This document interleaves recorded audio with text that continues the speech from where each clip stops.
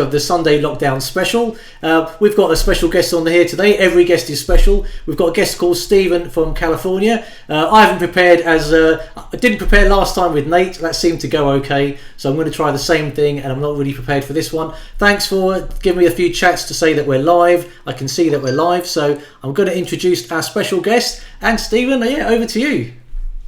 Good afternoon, Max, or good evening in your case. I'm here in Southern California. I live halfway between Los Angeles and San Diego, about 20 minutes from the coast. I moved from South London out to America in 1985, so this is really home for me. And I met Max actually last year when I was looking for my Cayman, and he was instrumental. Little did he know, but he was instrumental in me getting it because of all the information that he provides on his channel. So we've chatted a few times offline, but he kindly offered for me to be a guest, and here I am. So happy to be here. Yeah, I'm great you're here. And actually, something I forgot to mention is that the majority of the audience on this channel is actually from the UK and the United States. And right. you cover both of those, which is quite good because obviously, as you said, you left the UK in 1985. So, I mean, does it seem like the UK was a very long time ago for you, or can you? Well, it does and it doesn't. When I used to go back many years ago, it's always been home to me. However, many, many years ago, when you've moved away, you feel like a foreigner when you go back home. You really do. Your accent certainly changes, and your way of life changes. So when I do go back home in South London, I am a little out of sorts, but that's where my family is, and that's where I'm from, and it's always going to be home. But I've lived here a very long time, so I am an American citizen, but I never gave up my British passport. Oh, there you go. I mean, I went for a drive only a couple of days ago because I was going crazy, but it almost feels like driving in 1985 in terms of how busy the roads are, as in they're not busy at all. I mean, the network now is just chock-a-block. Well, surprisingly, I took my car out yesterday. We went to pick up a shopping order that we placed online, and I should have gone straight home, but I took the long way home and went through some canyon roads, and I was surprised how many people are out, considering we're still in a lockdown. When I go for a walk around my neighborhood, I can get somewhat close to the 5 freeway, and you can hear there's always a lot of traffic on there. But it's to be expected. People are going stir crazy now. We've been home for 6 weeks. So I've got first-hand experience for that. On that note, I'm going to quickly put up a picture of your car because they haven't seen it yet. I mean, great colour. I mean, I love the colour. This is, I mean, you probably can't see the picture that's on screen right now, but it's your Cayman. And okay. It's a beautiful car. I mean, can you maybe sort of tell? Let me just show the interior actually, because this is the first Cayman I've seen with the wooden package. So I believe that's wood around the steering wheel, and it's between the top dash and the glove box. Yes, they've got the strip that goes where the cup holders are. That's all in what they call Makassar wood. Hopefully I'm pronouncing it correctly. It's a variety of ebony wood. The steering wheel has it. It's a multifunction steering wheel, the gear shift, and the handbrake. And I'll be honest with you, when I first saw the pictures of it online from the dealer, I had never seen anything like this before. And when you start looking online, there's a lot of people that comment that they don't like this kind of thing, and each to their own. That's fine. And I find it interesting that a lot of people comment that doesn't belong in a sports car. However, when you look back in a lot of historical sports cars, even the Carrera GT, you can get wood in there. So it's not that unusual. I personally love it. It sets my car off from other cars.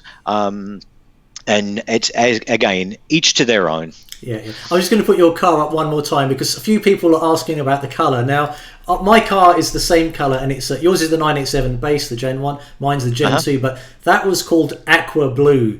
Now, I made a mistake on one of my videos ages ago, and I called it Arctic Blue. It was Aqua Blue on the 987, and then it became Sapphire Blue on the 981. But they're very similar sort of colours. So there you go. Right. A lot of people saying they love the car and they love the wood. And actually, there's a website called Renbow, RENN Bow, and it's connected to Renlist. and you can post pictures of your car with its specific color from Porsche, and it's a great library of all the colors that Porsche have ever done, actually. Oh, wow. So it's interesting to look that up. There we go. I'll have to check that one out. And we've got a few Yeah. pictures of your car on the driveway now. This is next to quite a large Toyota. Who drives the Toyota in your family? Is that like the... No, the Toyota would be my daily driver. That would be a Toyota Sequoia. So that would be it's an 8-person SUV, which I love that car. I've had it since new, and when I said to my wife I was getting a Cayman, she said, "Well, when are you going to sell the Toyota?"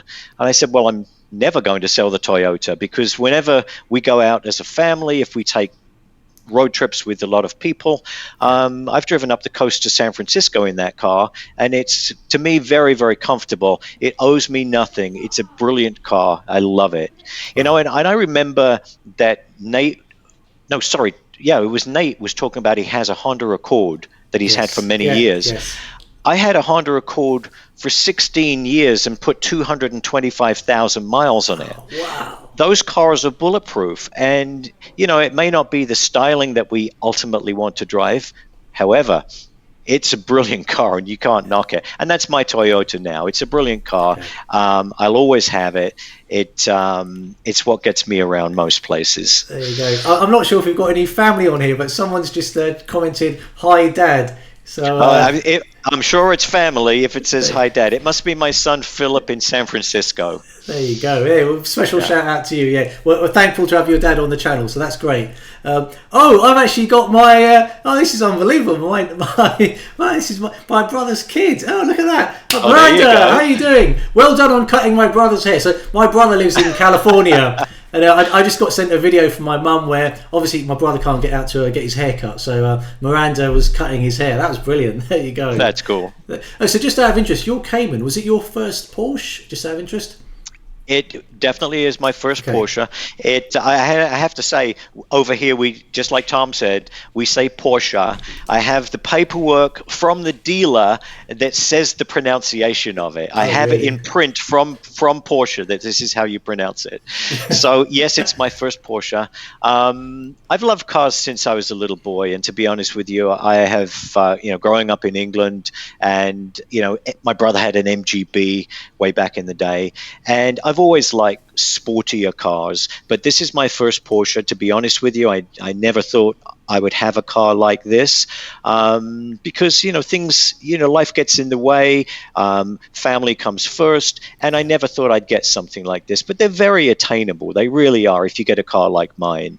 So it's my first Porsche. Yeah, we'll come on to some of your other cars later on. I mean, because you left the UK in the '85. You're a little bit older than me. You managed to experience some truly terrible British cars. So I'll just quickly try and put one up on the screen. I mean, that's not a bad looking one. Let me try. Oh, hang on. Let's go with one of these. I mean, I think this is a Triumph. It's probably like a 70s car, but we'll come on to that a little bit later. That kind of touches upon what Nate was saying last week, in the sense that he's had a lot of garbage cars, and the good thing about them is when you actually get a fine piece of engineering and it handles so well, you just really appreciate that car. Well, the thing is, my first car, I was riding motorcycles at the time. So I had no intention of buying a car at this particular time. And what happened, I got a phone call from a girlfriend, and she said, "I bought you a gift today." I said, "Oh, what did you get me?" She says, "I bought you a car." I said, "You bought me a car?" And she said, "Yeah." Well, her sister's boyfriend had upgraded, believe it or not, from a Vauxhall Viva to a Lotus Elan. Now that is an upgrade. Yeah. And she bought the Vauxhall Viva for me for £20, believe it or not. Wow. And it was my first car. And I think it was Nate that calls them pieces of garbage. It was a piece of garbage, but it got me around. I had many adventures and many scary times with that car. The most scary was when the accelerator pedal went from here to here because the engine had fallen on the steering rack. No that was the day I way. stopped driving that car. So those are my garbage cars. There you go. I mean, it's out of interest. I mean, what kind of made you sort of wake up one morning and say, you know what, I'm going to go? So, did you always say Cayman, or did you sort of think, I want to get a Porsche, and then you said, right, then I'll get the Cayman, or did you always have something in your mind that you were going to get the Cayman? How did that whole kind of process start with you? Okay, so the process on looking at a Porsche, I was looking at a program with my son Ryan, and we were looking at wheeler dealers. Now, that program started in England, but now it's over here in the States. And we had watched this particular show that featured a Porsche 912. And it was the 912E, so the 1976 model that was only available in the US. And after seeing that video, I got this obsession that I wanted to get a Porsche. So that's when I really started to really dig deep into the company and in all the different models. And no, I hadn't even looked at a Cayman at that point. So I started looking at older 912s and then older 911s. And as you're probably aware, in the UK, as they are here, the old air-cooled cars are extremely expensive. But I've always liked classic cars, and so I did look into it. So I actually test drove a 1985 Carrera Targa, and it was a great car. It was a beautiful car, but in my mind, it was a little too expensive in my mind. Also, the Targa was not my best favorite body style. I really would have preferred a coupe.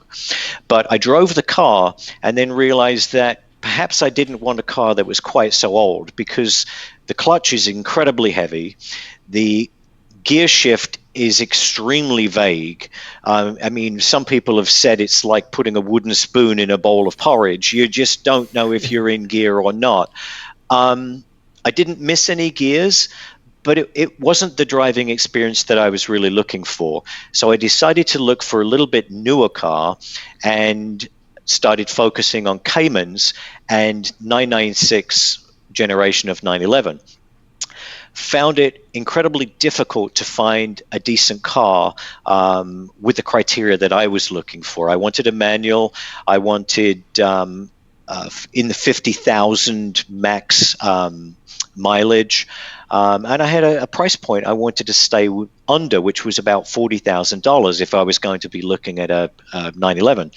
And I had really frustrating times actually finding a car that fit my criteria. And every day I would look at national Porsche cars for sale. They have a Porsche website that looks over the entire United States. So I not only was looking at websites, I was looking through the Porsche network. I was looking all over the place. And nothing actually was coming to me. I found two 996s that I was going to look at. They sold before I got there. I found another 987 Cayman. It sold before I got there. And I was getting more and more frustrated with the fact that these cars are difficult to find. So this is a year ago now. I had looked for about 6 months at this point. I found a car. There was one down in San Diego County, and there's one in Los Angeles County. And I get up on this Sunday morning, and I call the dealer in San Diego County. The car sold the night before. I called the dealer at Beverly Hills Porsche. They had the car. And I said, okay, I'm coming up to see it. So they said, okay, we'll get it ready. So here we are. Never bought a Porsche before. I'd never driven a Cayman before. I'd sat in one because I sat in one at another dealer, but it was an automatic. So I had never driven one. So my wife said, you honestly want to drive to Beverly Hills to look at a car at a Porsche dealer in Beverly Hills? I said, yeah. So how far away is that from where you live? It's an hour. Okay. It's an hour away. I mean, probably 60 something miles away. And with traffic, we go by hours rather than mileage. And it took a little over an hour to get there on a Sunday morning. And we get up there, and they had taken the car out of off-site parking, because to be honest with you, they don't have enough physical space to have the used cars. And this is the least expensive car that this dealership offered. But I figured I'm going to go look at it, and I'll be honest with you, it didn't photograph well on the website in my mind. All the body looked okay, but it just didn't photograph well. When I saw the car, I was very impressed. It's the first time I'd ever got to sat in one for a period of time. And at this point, again, I had never driven it. The salesman was very nice. My wife and I had gone up there in her car, and they treated us very nicely. In my mind, it wouldn't have mattered had we been looking at a new Macan, or if we were looking at a 911 or a new Boxster or whatever. They treated us very well, I have to say. But he took me for a drive, and as we're driving along, he's telling me about the engine, he's telling me about the car, and he's asking my impressions of it. And we're getting back to the dealer, and I said, to be perfectly frank with you, it's not as quick as I thought it was. And he said, seriously? He said, you need to rev it higher. I said, oh, fair enough. Because you haven't driven it at this stage. He's doing all the driving. He'd driven it, and he pulled over and he let me drive it. Okay. And I said, to be honest with you, it's not as quick as I thought it would be. So we drove back to the dealer. He says, okay, I want you to take your wife out. And he says, go get some lunch. And he's literally, he's got the keys. He says, take the car out. Go get some lunch. This is Beverly Hills, yeah? Yeah. And we're on Santa Monica Boulevard. Okay. And he says to me, okay, you go up a couple of blocks, and then if you make a turn, then you're going to be able to open it up a little bit more. But you need to get the revs a bit higher, because you have to learn how to drive a car like this. And, I didn't know this. I mean, my wife's BMW, you put your foot down and you go. It has tremendous torque. But this, you have to work it. So when we went out for a drive, it was a different animal. And no, I don't have the S, I have the base, but it's still, to me, a fun car to drive. It's very engaging, but you have to learn how to drive it. But the handling is incredible. So after we went for a drive around the neighborhoods, I did a couple of standing starts, and I'm getting to enjoy it. And my wife says, what do you think? I says, I think I want to buy it. Wow. And my wife's the first Cayman you've ever driven? First Cayman I ever drove. Okay. Now, one thing that I was disappointed with, the paint, it doesn't have that slick feel to it. And I like to keep my cars really nicely waxed, and this didn't have that. So we went back to the dealer, and I said to my wife, I said, I'd like to buy this car. And I said, my wife's the negotiator, and she said, okay, let's see what we can get off of it. This is the least expensive car on their lot, mind you. Yeah. So I'm trying to get off like $500 or something so I can get it professionally detailed. Okay. And he's just shaking his head, and there's nothing that we can do. This is a very fair price for the car, which I honestly believe it was. But I said, what, Jeff, the salesman's name was Jeff, I said, I would never buy a car that felt this way because the paint wasn't slick. He said, well, I'll get it detailed for you. And if you don't like the way it feels when it comes back, I'll do it again. Wow. I said, fair enough. So they took the car away, and he and I were just talking, and they got us a drink, and we wandered around the dealership, and everything was very nice. And they bring the car back, and it looks stunning. It really does. And I rubbed the back of my hand along the paintwork, and there's a few little scratches that were on it, and they buffed those out. And they did what they said they would do. He did not need to go back for a second time. That's a really nice story to hear, because when I think of Beverly Hills, Porsche dealership, and we're talking about a used Cayman that's probably like 12 years old or something, I'm sure they have customers walk in that drop a ton of money. And part of me was probably thinking, would they treat a customer who's buying, you said it's the cheapest car in the lot, would they treat them the same way? And you know what, it sounds like they treated you really well. So they treated me very well, and I have to say that, I'm sure everybody's situation is different. I'm sure everybody's experience is different, but I can only speak as I found. And to be honest with you, if I was spending 3 or 4 times the amount or more than I spent, they couldn't have treated me any nicer.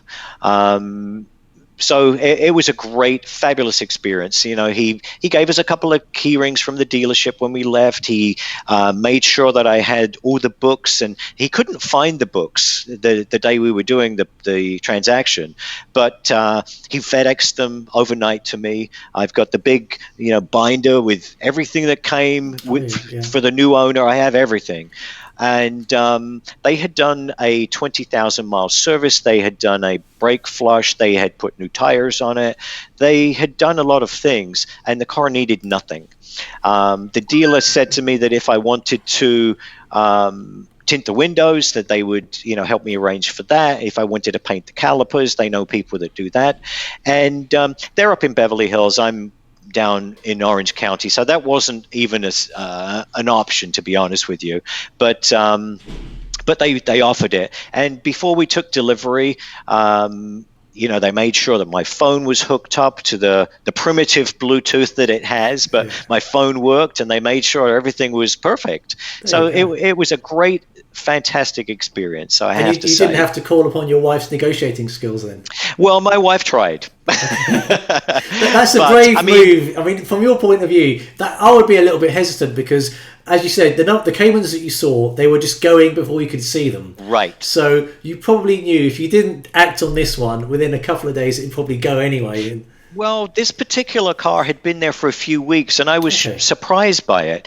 And had the dealer been closer, I would have gone and taken a look. But as I said before, the car, to me, did not photograph well. The lighting was not good, and the cobalt blue metallic, in my mind, is a stunning color. And you get that outdoors in sunlight, it is remarkable. It has so much life to it. And the curves on the body are stunning in that color. But I had to drive up there to see it. Yeah, so that's right. You've obviously, got to see I'm glad these I did. Yeah. So again, once I decided I was going to buy it, and there was no negotiating, we had to go upstairs to the where the finance office was to do paperwork and so on.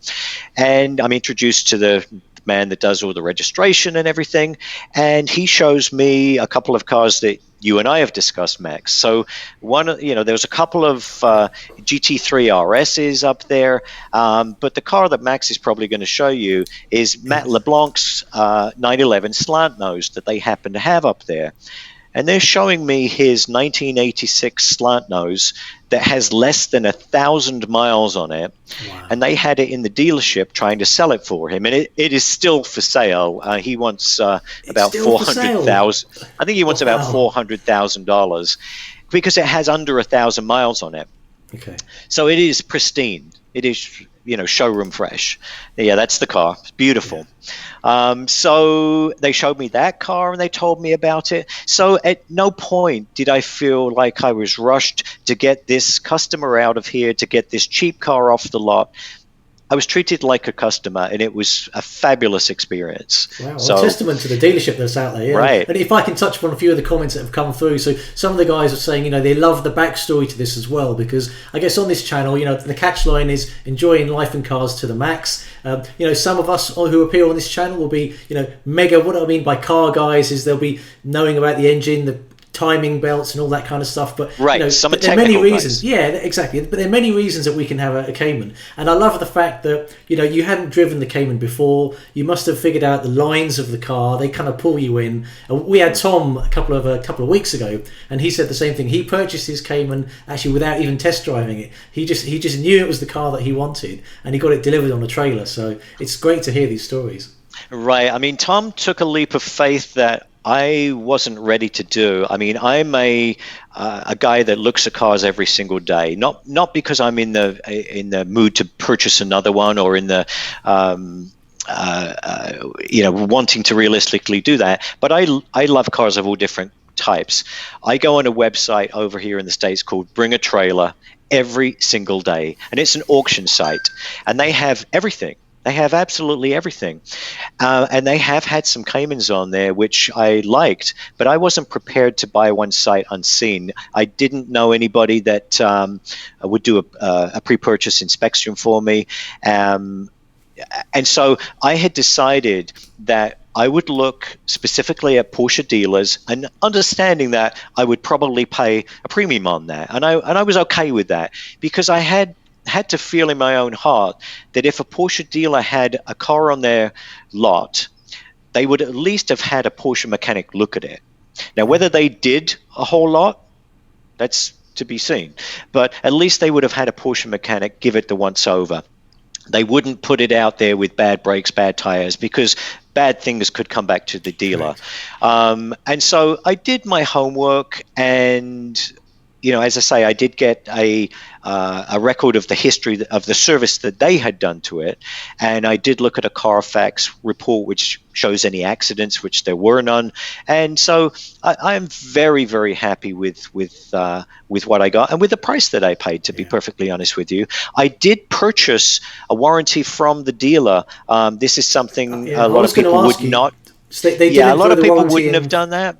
They didn't throw a warranty in because it's an old car. I mean, it's an old car, and and to them, they have cars upstairs in their showroom that are $250,000 cars. They're not going to throw in a warranty on a car that's under $25,000. So I wanted to buy some peace of mind, because yes, these engines can have some issues, and yes, they can be very expensive to repair, but I think I did my due diligence, and I'm happy with the decision to buy the car and have had zero issues. I actually took it to a private Porsche, BMW, Mercedes, Audi service place. They did a oil change service on it just a month ago, and I said, is there anything I need to look out on the car? Is there anything I need to do to the car? He said, just drive it hard and enjoy it. Excellent. There you go. So you've only had it for a few months, then, is that right? So I've had the car for 1 year. I've had it. I got it in April of last year. Okay, there you go. And how many miles have you managed to put on in that time? Just a little under 5,000. I bought it when it had 58,000, and it's got just over 63,000. Gotcha. I'm just going to put up a few comments. There was a number of comments flying by that said the easiest way for anyone to sell a Porsche is just to hand the keys to a customer and say, go drive. No kidding. Now, I never imagined that would happen, but obviously if you buy a two-seater car, you're hardly taking people with you. Yeah. I have to say something, though, about when I did test drive the 1985 Targa. It was actually at a BMW dealer that was within the network of other car suppliers, and Porsche was one of the brands that they carry. When I went to test drive that car, the salesman said to my son, who is 6'2", said, well, Ryan, I guess you're going to have to wait here unless you want to squeeze in the back. And my 6'2" son squeezed in the back seat of a 911 Targa. Excellent. He was determined to go for a ride. It was like being in a greenhouse being back there. Do you think the salesman was trying to put your son off from trying to get into the car, or? No, he was actually being very accommodating. Okay. Very common. No, he didn't mind at all that he got into the back. But at the end of the day, that wasn't the car for me. But once I drove the Cayman, unlike the old 911 gearbox that was very, very vague, the Cayman, I love the gear shift. You had commented, Max, that when you drove a base that the clutch was so light. Yes. My car is like that. I'm not sure if that's just typical for a base versus an S. I don't know, but I love the way my clutch feels. I love the way my gear shifts. It's so positive and direct. It just helps you along the way. Yeah. It's great having on this channel, because you're actually making me feel young in the sense that, so with the gearbox, so I know the gearbox on my Cayman is great, but I have never driven the older Porsches that are out there. I think you mentioned, is it the 944? And you kind of mentioned some of them had sloppy gear shifts. Yes, it was the 911 Carrera from 1985. That's the one I test drove last year, and it was just very vague. I mean, you really didn't know if it was in gear. There's no snapping action like you get on the modern gearboxes. And I know that's the character of that car, and I respect people that they have that car and that's what they were looking for. But it wasn't what I was looking for, and particularly, again, it was a Targa, and that's not the body style that I'm drawn to be honest with you. Yeah. Although I still do like the older 911s, and maybe one day, you never know. Yeah. I mean, if you can remember that far back, do you know kind of how the steering felt between the 911s versus the Cayman? And specifically, I'm talking about not the fact that it was a 911, but it was an old Porsche. Like, I just wonder how the steering felt. Was it? It was heavy. Okay. I've heard people comment that when you have driven that car for a day, you have been given a workout and you are tired because you have to really drive it. I mean, it doesn't have the power assistance that you have in these cars today. But that's the nice thing about the Cayman. You still feel engaged with the drive, but it's not doing everything for you. I've not driven any new Porsches of any type. I did rent an Audi A6 when I was on a vacation a year or so ago, and I hated the steering. It was electronic steering. I had no connection to the road. It was horrible. And I thought, if this is what cars are becoming, I don't want any part of it, because I like the feeling that you get when you're driving the Cayman.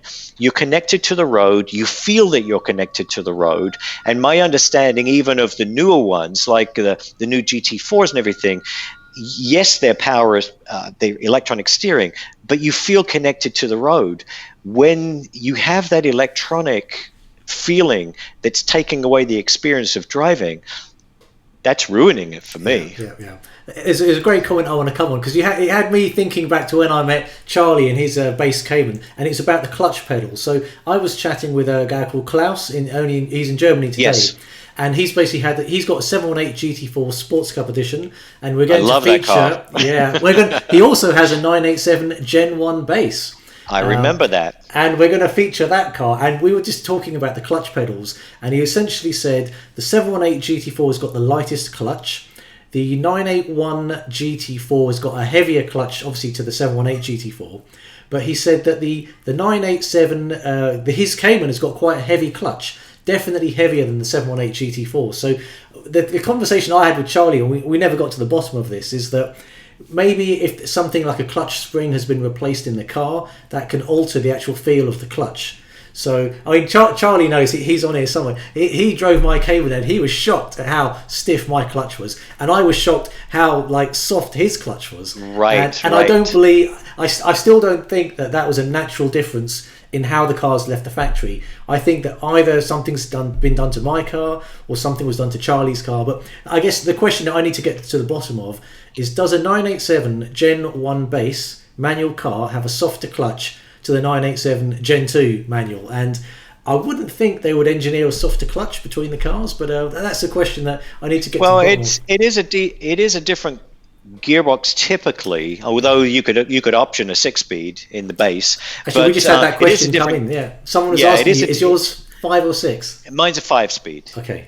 Mine's a 5-speed. But you can option a 6-speed in the base. But I don't know that the clutch would be different. I have no idea. As I say, I don't know the technical aspects of these.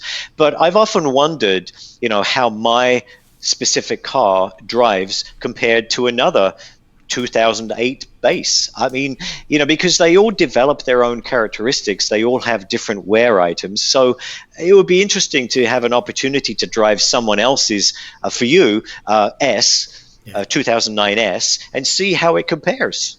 Yeah. I mean, just to clarify, we just got a comment coming from Jason A saying Porsche owners can be complaining about specific things on their cars. I'm not complaining about anything on any of these Caymans, but I would like to know when the car left the factory, because I haven't bought a new Porsche.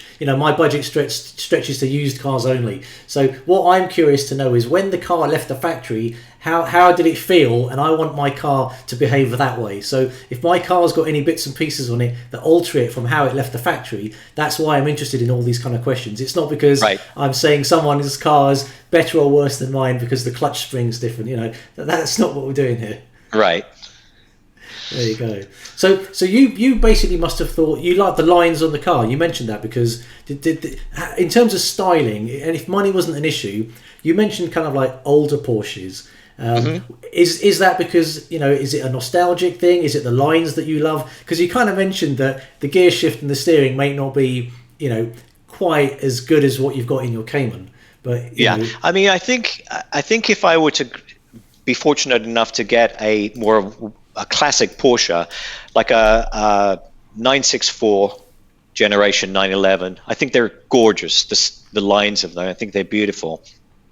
What I think I like about the Cayman and those older 911s is the size. I mean, the sizes of the 911s now. I went to a Porsche design store before the malls all closed down. There happened to be a Porsche design store that had a new 911 Cabriolet.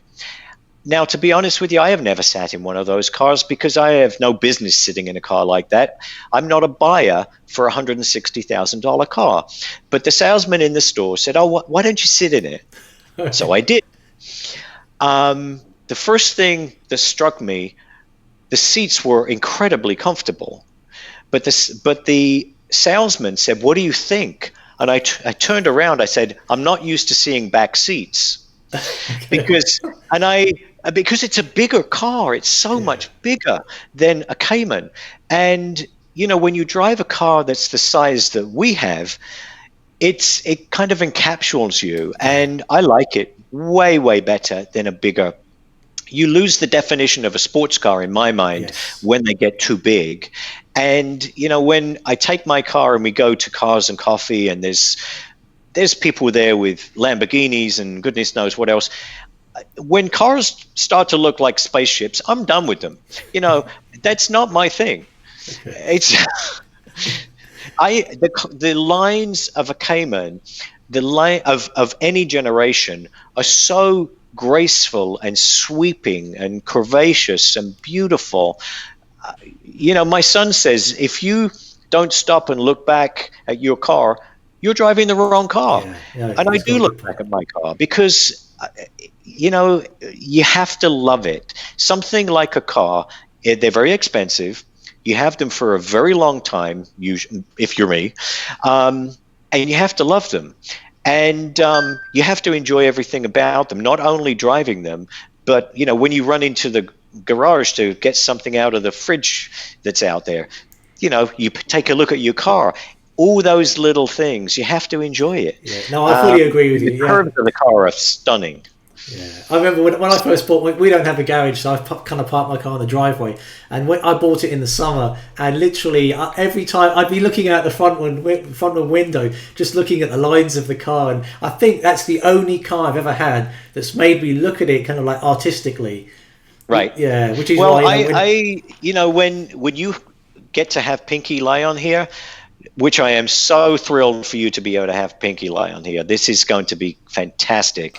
The man that penned the lines of this car, I mean, how exciting must that have been? Yeah. When you put pen to paper and you create something like that is so gorgeous, that so many people appreciate around the world. Wow. Yeah. That's something. Yes, it's got to be said. It's fantastic. Yeah, hopefully he should be featuring us. So he's actually in lockdown at the moment, so he's stuck in Germany, and we were trying to. I was trying to make sure he can get home to where he lives. Right. So yeah, it's still a little bit tense. He should be able to make it. Fingers crossed. But I just hope lockdown eases so he can kind of get home. Right. Well, at some point, even if it's not in a few weeks, it'll be at some point. Yeah, there we go. So let's kind of touch upon some of your previous cars. So I'm not sure if you can kind of see them, but I'd like to. I don't even know the names of some. Okay, so I've got a Ford Capri up on the screen right now. It's a white Capri. Which generation? Because I've had a couple. Oh, I see. Let me just. Is it a G-Reg? Oh, it's WHV 337S. Okay, so that was the Mark III, and that was a 2-liter engine, and that's a 1978 car. Wow! And I love that car. I really love that car. I didn't have it for too long because I actually took a job out of the country a little while out after buying that car, but I really, really enjoyed that car. It had great lines, and back in the day, that was a really nice sports car to have. Now, admittedly, back in the day, that was not a super high quality car. I mean, you get into a Ford and the door closing has a certain sound to it, which is not like a Porsche, let me tell you. But nonetheless, I love that car. It was fun to drive and fun to own. And incidentally, that car had like houndstooth black and white check inserts in the seats, which is something obviously that the Porsche did in their cars as well. Wow. I mean, I think for me, it was a very cool looking car, the Capri. I mean, I was born in 75, but I'm not sure if it was the Professionals. It's one of these old TV sets. Yes, it was. Okay. Yes, it was. Yeah. But they made that car in a 3-liter version, which was the bad boys version. I never had that one. There you go. But I did enjoy that car. Classic. Okay, so let's go on to the next one if I can. So this, you know what? I don't even know what it is. It's a red Ford, and it looks like the bumper's wonky or something. But MLO. Oh no, that was my Ford Cortina, and that was back in the day. That's a Cortina, and that was back in the. That's a 1973 Cortina, and that was back in the day that I used to read Street Machine magazine, and I would change out the wheels. I had put side exhaust pipes on it. I put all kinds. Oh, there it is. I was going to say, when I looked into it, it's got an exhaust. It's got a side exhaust on the car. Yes, it does. So I thought that's got to be something odd with a car. Did you put that on? I put that on. Oh, I remember that's fantastic. Very, very late at night, we had taken the exhaust system off of that car, and it was past midnight, and my friend and I, we had to get this exhaust on because I couldn't drive home without an exhaust system.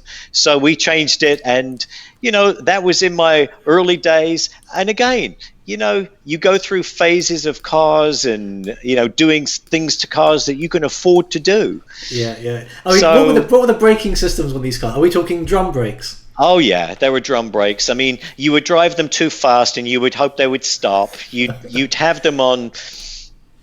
My son's watching this, but you'd have them on 2 wheels sometimes, and hopefully make it out of the roundabout.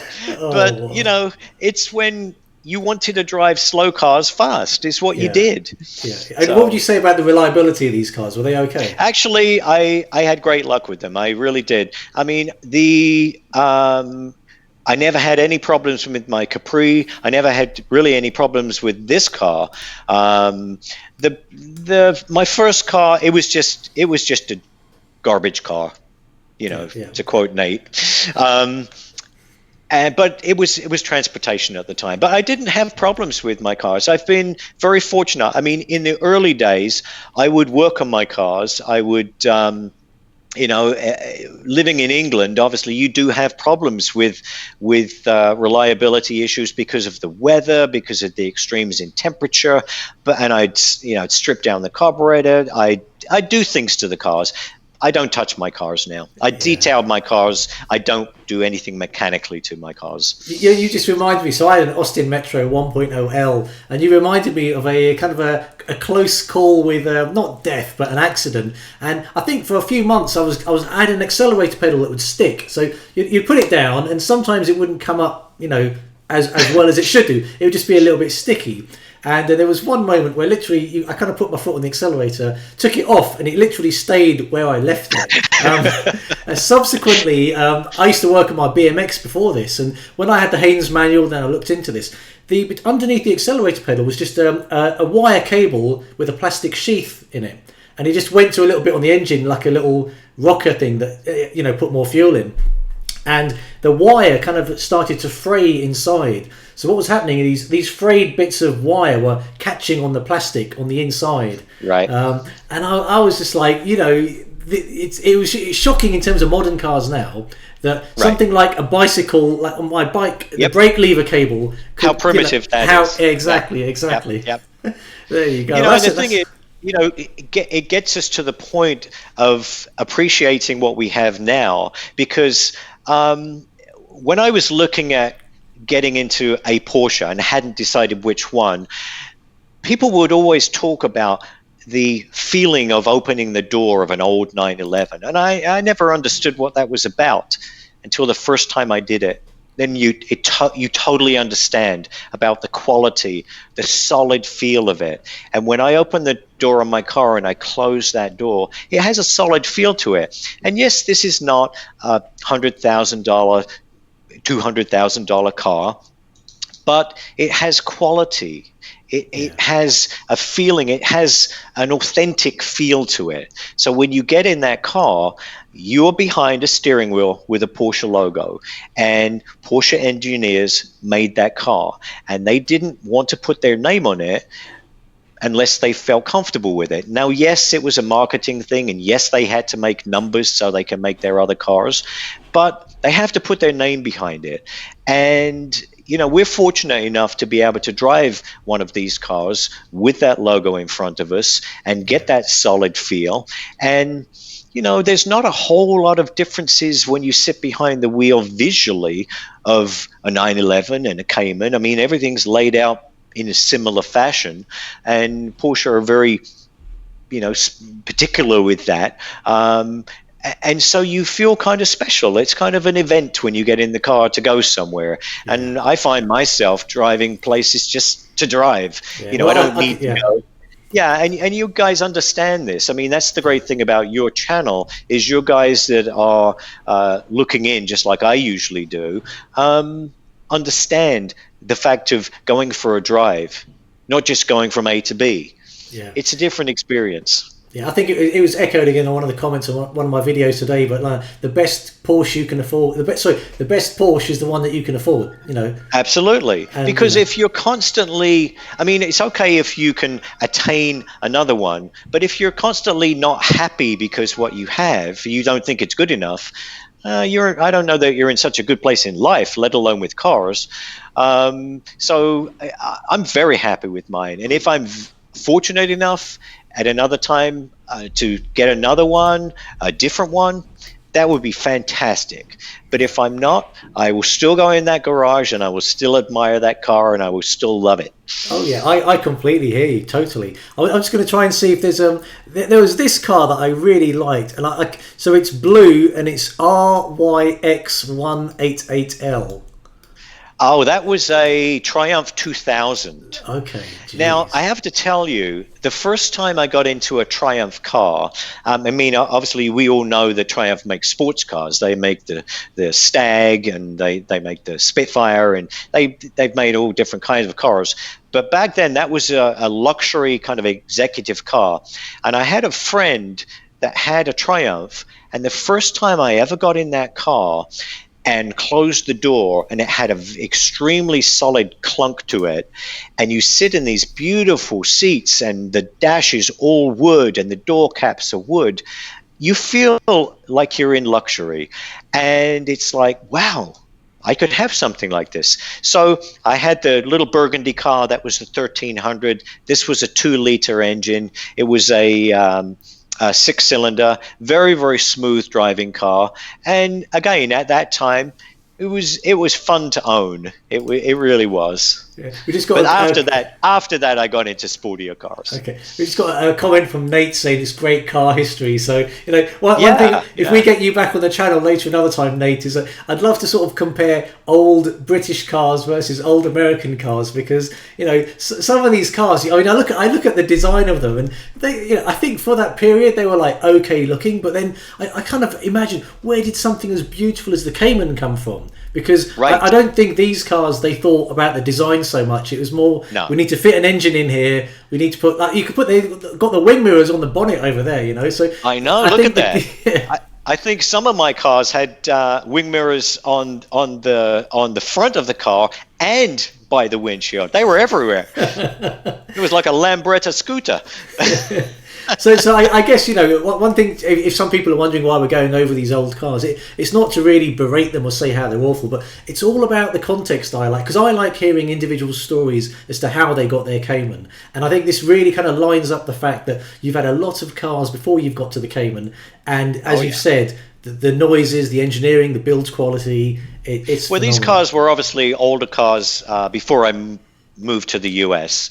So you have a when I moved to the US, I got myself a 1987 RX-7. That's that white car. Oh yeah, yeah. And I love that car. That was a tremendous amount of fun to drive. I remember I bought that car brand new, and I remember going on the test drive, and the salesman just kept telling me, you need to go into these corners faster, faster. And I'd never had a salesman say that. But again, you drive different cars in different ways. And it was a tremendously fun car to own. And no disrespect to my son if he's still watching this, but we had to sell the car when we had him because it's a two-seater. And, it's not a good car to have when you have an infant. However, today, these cars are getting quite desirable again. And had I been able to keep that car, that would be fantastic to own now. A 1980s car with the flip-up headlights, it was cool. But you're assuming it's still I think I looked pretty good back then. Yeah, I have to admit, because I was wondering what car that was. I saw you there, and I was like, it seemed a while ago, and I was just trying to date the car, but I couldn't figure out what car that was. That's 1987, and I'd driven that car from Orange County out to the Hoover Dam in Nevada. Wow. Yeah. There you go. And there you go. So while we kind of like move off the topic of cars, but there's some things that you own which are Porsche engineered or branded, but they're not necessarily cars. So are you willing for me? I'll kind of move it on a little bit. Are you talking about my T-shirt collection? Oh, come on. You should have put it on today. Yeah, I have it. Oh, there we go. So I'm just going to put a little picture up so it'll be clear. And one thing that I think is cool is this. So I just put this Porsche design watch up. So I do like this watch. I mean, I guess it's all metallic. I do like the bracelet on that. But it's actually titanium. Wow. It has a black PVD coating on it. And as modern a design as the watch is, I can't see the watch if you've got it on the screen, okay. But as modern a design as the watch is, and it's quite a substantial watch on the wrist, has a traditional automatic movement, and they put what they call an exhibition back on it, so you can see through into the movement. The rotor, which spins around to power the watch, looks like half of a rim of a car, yeah. And so they've got nice design elements in my mind, going over to car design and going over to watch traditional design.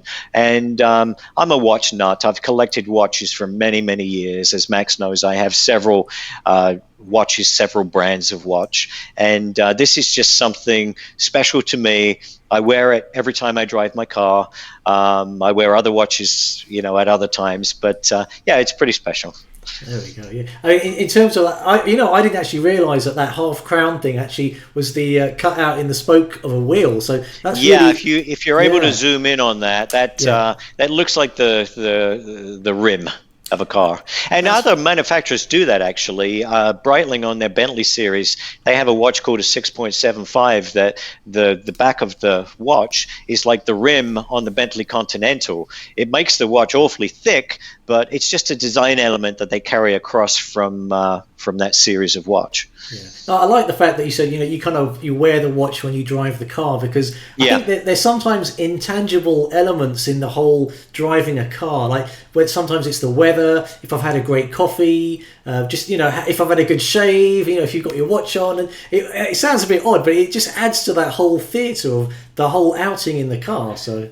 Well, I agree with that. And, some of the things about, why do people buy automatic watches? Why do people collect pens, which I do that as well, by the way? It's because of the intentional act of interacting with a watch. You don't need a Porsche design watch. You don't need an expensive watch to tell the time. Max and I have spoken about this before. If you want a watch to tell time, you don't even need a watch. You have a smartphone and you have other things around you. But it's the experience of having something nice that you can enjoy, and it might be something very personal to you. Nobody knows that my watch has an exhibition back, but I do. I enjoy it. And it's like that with cars. People that don't get cars, they just need transportation, they don't understand the curves of a car, the lines of a car, the feeling of a car, the way it makes you feel. They don't understand that. And that's okay. Everybody's different. But when you do get it, and when you can interact with people that are like-minded, it's a pretty cool thing. So what Max is doing here, I really appreciate, because he's getting together a world of people. I mean, literally, you've had people from Australia and Germany and Switzerland. You're getting a world of people with like interests, interacting with one another. I think it's great. Oh, thank you very much. And I think, what I like is that we all are at the same kind of point, but we approach it from different angles. So, sure. From like the car now, it could be your first car was a Cayman, and you've had a number of older cars, but we all can approach from different spheres or different points, but we all arrive and kind of respect each other, and I think that's just as great. Right. You had somebody commenting last week when I think it was Tom was on last week, or Nate, and they were commenting that they were looking to buy a Cayman and a higher mileage one because they needed to get one at a certain price point. I mean, I think everybody needs to realize that whatever the price point is that you're able to get into, there's a whole community out there that will offer you some kind of advice and some kind of assistance. So if you do buy something and you run into trouble, you'll probably find somebody that's had that trouble too. Yeah. And you'll get a little bit of assistance in getting out of that trouble. And Max, for example, you had mentioned you've had trouble with shifter cables. And Nate says he has a spare set of shifter cables for when that happens. Yeah. And, were it not for people like you, I wouldn't know that that's a problem. Yeah. It's something that I'm going to have to address at some point, but it's because of people like you're putting it out there in the world for everybody else to comment and, give their experiences too. And it's a fabulous thing. Yeah, well, I mean, I've actually learned through this entire process, and I'd actually give myself some advice, because when I was first looking to buy a Cayman, I was kind of put off with the 987 Gen 1 and the whole ball scoring issue. But now that I've met from owners, yourself, even Klaus, a whole bunch of people, if I was buying a Gen 1 Cayman, just to put all those kind of reliability issues with the engine aside, I would get the base Cayman. So the 987 Gen 1 base, I think, is the best. Well, by definition, it's kind of like at the bottom of the range. Absolutely. But it's the car that I would get because it's got the most reliable engine. You get all the bang for the buck. And how often are you going to eke out the extra power?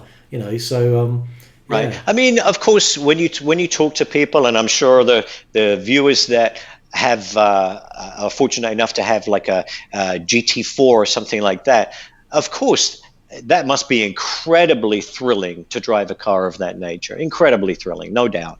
But in daily driving, I don't know that the average person can use a car like that. With that in mind, I have to give a shout out to Andy, who posted his video this week. Oh my God, what a beautiful car. Yeah, he's here. I've seen him, yeah. Beautiful scenery. I apologize for saying it was English countryside when he corrected me and say it's in Wales. Wow, that's gorgeous. That's that had me cracking up, and I kept thinking, what an amazing video. The number plate should kind of give it away, but I don't know if you know, it was T44PHY, but I'm not sure, like Taffy. That doesn't mean anything to me. Oh, okay, fair enough. Okay, there you go. So, but no, I just thought it is a really well produced video, and watching that makes me think I'm guilty as much as any of us are, and I keep going, I'd love a GT4. There's something about the theatre, the drama, the whole Alcantara, right. And I think it just appeals. It's not just on the mechanical level; it just appeals to me on so many levels. So.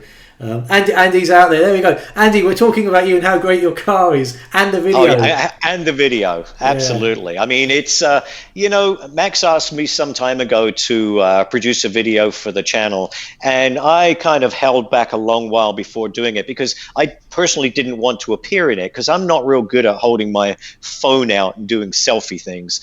But I gave a video of the car and it came out okay, and then he invited me to be on here. But when you get somebody like Andy producing a video like that, well, that sets the bar high. Yeah, yeah. I mean, I only emailed him this morning when I was having my coffee saying what an amazing video he does. But, he's such a modest person. And he kind of goes, he acknowledges it's a good video, but it does take time. And I think something that I learned is that if you're going to be producing videos on a kind of fairly frequent basis, I've kind of almost got to sacrifice. Actually, you know what? I couldn't even reach that quality level anyway. But it's a nice story around the whole. Well, I mean, the thing is, I think the average person, myself included, doesn't appreciate the amount of time and effort that goes into producing a video, let alone what Max does on a regular basis. Because you're taking time away now from your wife and kids, and we thank you for that, and we thank your Mrs. REVS. You know what? I'm remembering the time code right now. I'm going to thank my wife here right now as well, because I do spend quite a bit of time in this room. But I think at the end of the day, especially during lockdown, to be honest, I mean, I'm benefiting from this so much because it's the only chance I actually talk about non-work related items, in the sense that, I'm working from home. Everything I do is work related. So this is a great relief for me. I hope you guys out there on the comments thread are enjoying these things, and we'll try and continue to bring these videos while we can. Yeah, I think in these times it gives you a little bit of sanity. You're watching the daily news briefs of what's going on with COVID-19, and this is a nice departure from that, just for a little while, that we can talk about cars. Obviously, none of us are going to any cars and coffees right now, and to be honest with you, a lot of the cars and coffee where I live, there's too many spaceships there. There's too many Lamborghinis and cars of that nature, which are not my thing. And it's nice to talk to people that are a little bit more down to earth, to be honest with you. Yeah.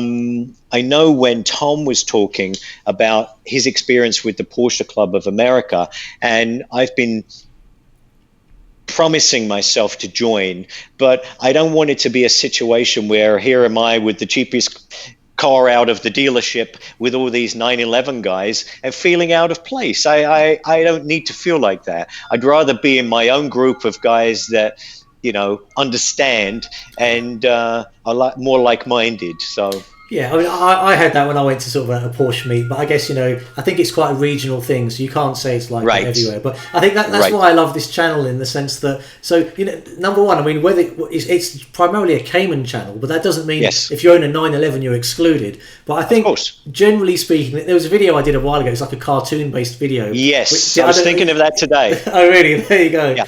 And I know this from going to the garages and some of the 911 people I speak to, is there is a bit of a hierarchy amongst 911 owners. That was do you have the turbo? Mine's the exclusive edition, blah, blah, blah.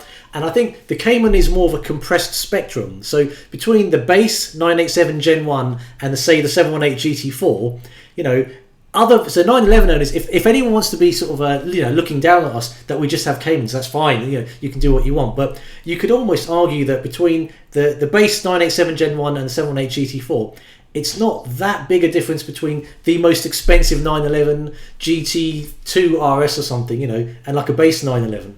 Right. I mean, the thing is, with anything, the world is full of critics. No matter what you have, there's going to be somebody that doesn't like it or somebody that has something better. What's wrong with appreciating what somebody has that's less than yours?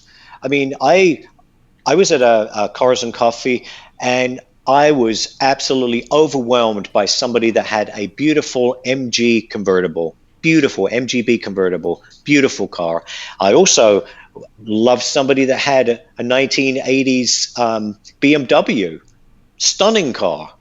And I don't fall into this hierarchy thing. I totally understand what you say, and you're right. But I can easily be impressed by somebody that drives a VW GTI, no matter what age, because that's a cool car too, or a Miata. That's a cool car too. And everybody has different situations in life, and everyone has different desires and different tastes. So some people might not like what we drive, but we do. Indeed, we do. And just to clarify, I think 1530 Swimmer was just sort of talking. I know I mentioned that the 987 Gen 1 is at the base of the hierarchy, but I think if I could possibly go back in time, there's a few videos that I haven't actually put out there yet, but there's somebody on this channel that has purchased carbon fibre bucket seats for his 987, and apparently they were an option. So you sometimes see Cayman R's with carbon fibre bucket seats, but he basically put, it was £3,500. But part of me is thinking, now that I know this, I could have possibly got a 987 Gen 1 Cayman, base Cayman, but then with the extra money that I spent on my 987 Gen 2S, I could have tricked it out with original Porsche products. So I could have put the carbon fibre bucket seats, there's some suspension packs you can do. And, I think that's something in the back of my mind, maybe I didn't even know it was possible until this week. But it's for £3,500 I could put carbon... And there'd be original Porsche that would have left the factory with my 987. So that's amazing. Yeah. Now, when I put my video up of my car originally, somebody, and excuse me, I couldn't remember who it was, had commented and sent a link to me of the options that were available on the original 987.